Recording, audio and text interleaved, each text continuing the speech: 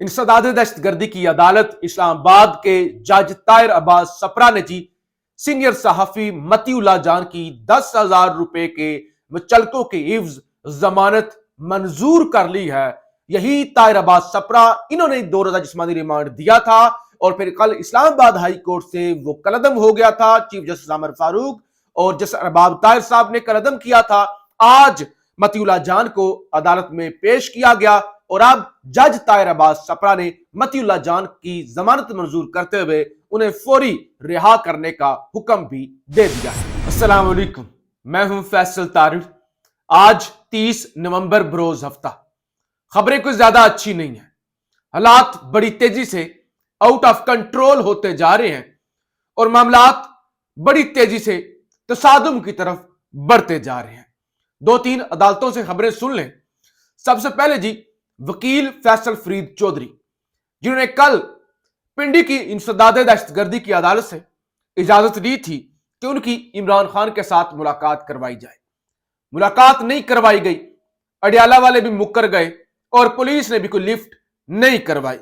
अब खबर यह है, एक तो अदालती जो हुक्मनामा था उसकी कॉपी पुलिस तक पहुंचा दी गई है और दूसरे नंबर पे दोबारा इंसदाद दहशतगर्दी की अदालत से रजू कर लिया गया है कि आपके फैसले पर अमल नहीं हुआ, आप अपने फैसले की तकमील करवाएं और खान के साथ मुलाकात की इजाजत दें। नंबर 2, इंसदाद दहशतगर्दी की अदालत लाहौर, जहां से खान की 8 जमानतों का फैसला हुआ था, जमानतें खारिज कर दी गई थी। टोटल 12 मुकदमात थे। एक जज साहब ने 4 मुकदमात के अंदर जमानत दे दी और कहा क्योंकि इमरान खान उस वक्त पुलिस की कस्टडी में थे और 9 मई हुआ तो खान को नहीं पता था।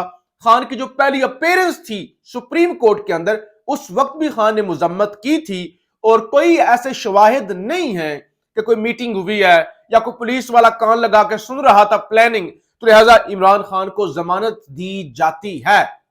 यानी 9 मई का पूरा बयानिया जो है वो जज अरशद ने उड़ा के रख दिया था। अब जज मंजर साहब हैं, इन्होंने 8 के 8 मुकदमात के अंदर जमानतें खारिज कर दी और ऊपर से अब उन्होंने तहरीरी फैसला जारी किया है। लिखते हैं कि अगर जो खान के वकील हैं वो ये कह रहे हैं कि खान तो हिरासत में था, खान को नहीं पता था, जबकि प्रोसिक्यूशन ये कह रही है कि खान को पता था, प्लानिंग हुई थी, ये हुआ था, वो हुआ था, तो लिहाजा जो खान की दलील है ना वो इतनी तगड़ी नहीं है और प्रोसिक्यूशन की जो दलील है ना खान को पता था। यानी सिर्फ ये कह के रिजेक्ट नहीं किया जा सकता कि खान 9 मई का मास्टरमाइंड नहीं है कि खान हिरासत में था, तो लिहाजा खान की जमानतें खारिज की जाती हैं। यानी 360 उल्ट है ये फैसला पहले फैसले से।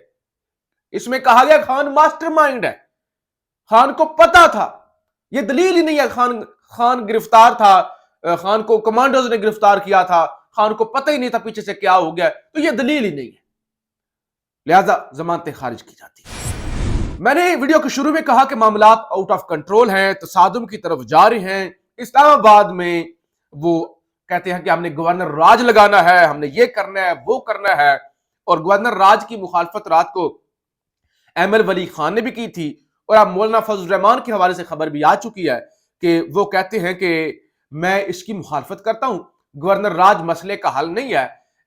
बड़ी तेजी से केपी के और बलोचिस्तान में हालात आउट ऑफ कंट्रोल हो रहे हैं, लिहाजा मसले का हल ये है कि दोबारा इलेक्शन करवाए जाएं। ये जो आपकी तजावीज है ना, ये मजीद तसादम की तरफ मामलात लेके जाएंगी। ये मसले का हल इससे नहीं निकलने वाला। फिर जनाब पीटीआई ने कुछ फैसले किए हैं। रात को जो गंडापुर की तकरीर थी, डॉक्टर अमजद की तकरीर थी, यानी वो तो मत पूछे, वो तो यानी इशारा करती हैं कि मामलात कहां पे जा चुके हैं। लेकिन फैसला यह हुआ है कि पीटीआई दोबारा इस्लामाबाद आएगी, डंके की चोट पे आएगी, चाहे जो भी हो जाए। फैसला किया गया, पीछे नहीं हटेंगे और ये तहरीक, ये फाइनल कॉल, ये खत्म नहीं हुई, ये जारी रहेगी। और जियो न्यूज जैसे अदारे और सहाफी जियो न्यूज के अब रिपोर्ट ये कर रहे हैं कि पीटीआई के एहतजाज में जो लोग गिरफ्तार हुए हैं वो ये इंकशाफ कर रहे हैं تو ان کو 50,000 روپیہ دے کر لایا گیا تھا، 50,000 دے کے لایا گیا تھا. ان سے حلف لیے گئے تھے کہ آپ نے دھرنا دینا ہے اور آپ نے واپس نہیں آنا. تو اب وہ جو شر پسند ہے وہ شدید پریشان ہیں، وہ کہتے ہیں کہ ہماری قیادت بھاگ گئی ہے اور ہم جو ہے ادھر پکڑے گئے ہیں. تو اتنا بڑا پاکستان کا بڑا ٹی وی چینل، اس کی اوقات یہ ہے کہ وہ ایک ٹاؤٹ سے بھی نیچے گرا ہوا، ٹاؤٹ سے بھی نیچے لیول کا وہ کردار ادا کر رہا ہے اور وہ اس طرح کی رپورٹنگ کر رہا ہے. فواد چودھری صاحب، اور وہ کہتے ہیں شہباز شریف کی احمقانہ تقریر اور پنجاب حکومت کی پختونخوا کے خلاف بیہودہ میڈیا کیمپین کے جواب میں خیبر پختونخوا اسمبلی میں جو تقاریر ہوئی ہیں وہ خطرناک صورتحال کی طرف لے جا رہی ہیں.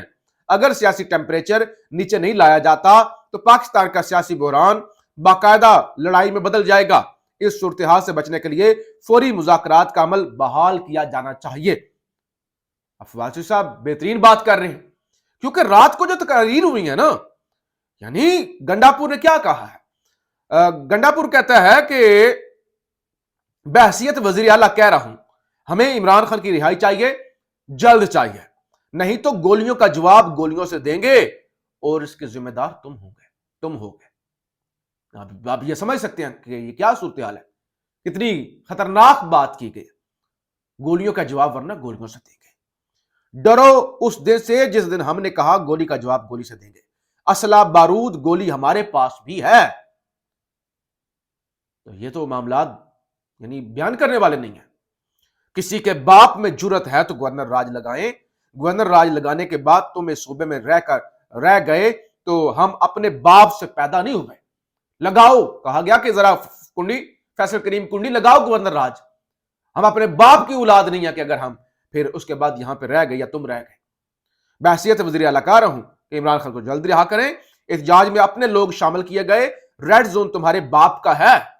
مجھ پر اور بشرا بی بی پر قاتلانہ حملے ہوئے، سنائپر بٹھائے ہوئے تھے. ایسے برسٹ کشمیر میں مارے ہوتے تو وہ آزاد ہو گیا ہوتا.